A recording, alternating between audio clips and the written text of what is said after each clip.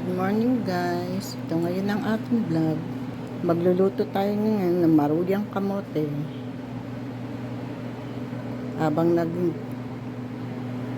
naghahanda tayo ng mga gagamitin. Luluto naman tayo ng ulam.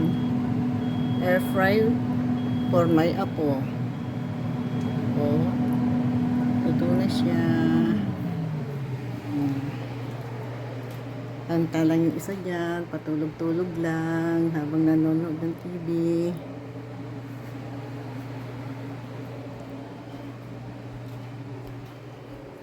Ayan guys, magandang panahon ngayon. May akong araw.